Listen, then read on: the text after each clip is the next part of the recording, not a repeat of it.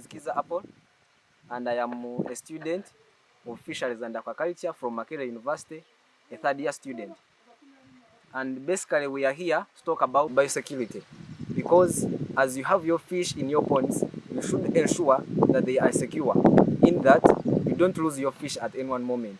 And that is ensured to avoid all invaders, all the strangers that will come and do anything on your fish. And this is ensured generally. And the other thing, now we can talk about feeds and how we feed. Here particularly, we feed thrice a day. That is morning, around morning hours at around 9 a.m.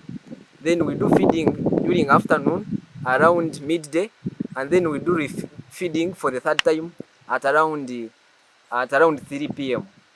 And feeding, we do that, we feed based on the response.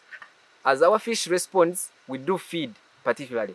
And feeding is best opted for when it is a sunny day. But when during rainy, we don't feed, because our fish tends not to respond when the temperatures are too low, especially in the rainy days.